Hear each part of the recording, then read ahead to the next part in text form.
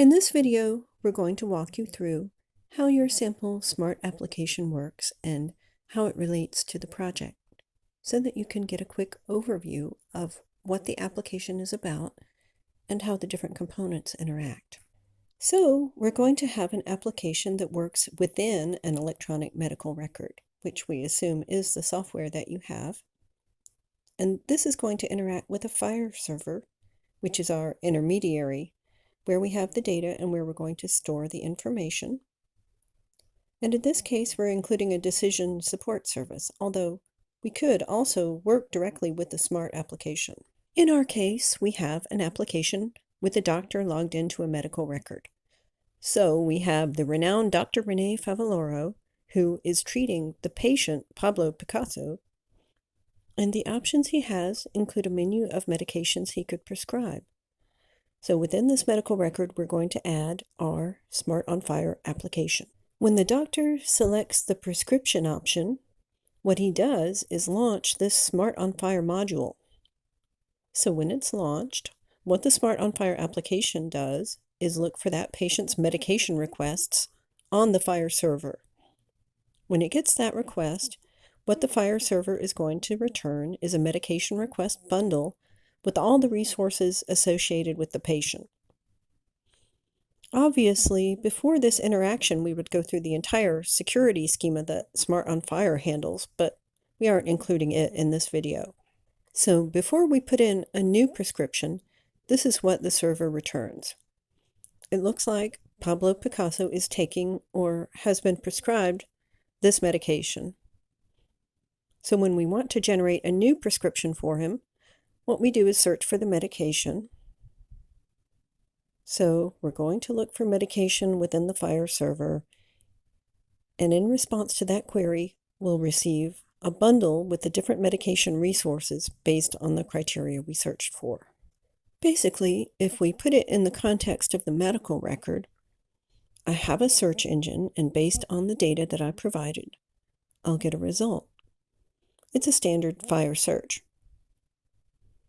After I choose the medication, next I'll enter the maximum dosage, how often to take it, and any comments I may have. So with all that information, I'm going to have the complete prescription. If that's all okay, what the smart application is going to do is create a medication request resource in draft mode.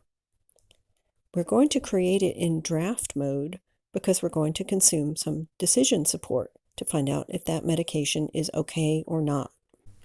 The CDS service, in addition to needing that prescription, that bundle of order observations in that context, will also need to search for the patient's medication. So that's where it's going to do a medication search and where it's going to receive the medications that the patient has. And it's at this point that it's going to take all that information to the decision support to analyze whether there is any element that the doctor needs to be alerted to. If it's within the opioid limits and the different rules that are executed in the CDSS.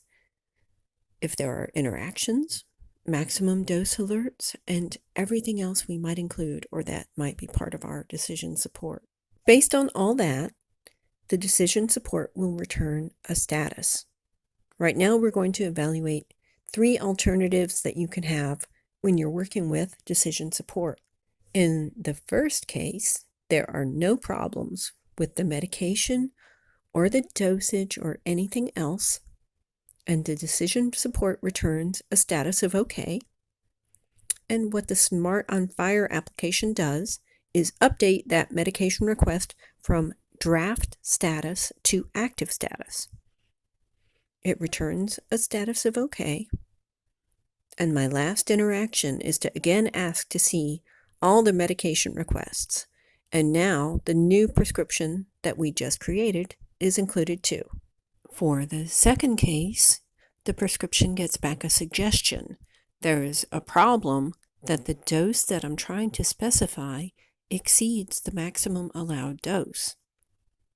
What the CDSS does is send a suggestion card, and one of the options is to change the dose. So if the doctor decides to accept the option of changing the dose, what he's going to do is adjust it and update that medication request that's in draft mode. Then he's going to go back into the previous circuit to recheck that CDSS. So I decide to change the dose. You'll see it in the software, and this is the dose that I specify. One of the options in the suggestions is to modify the maximum dose of 17.5 milligrams in a single day.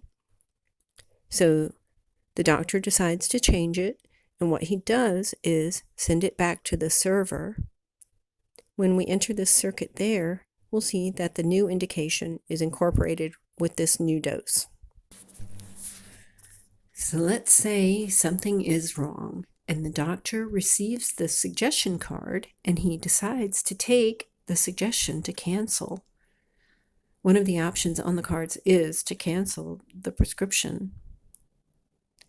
What we're going to do in that case is update the medication request that we had created from draft status to canceled status.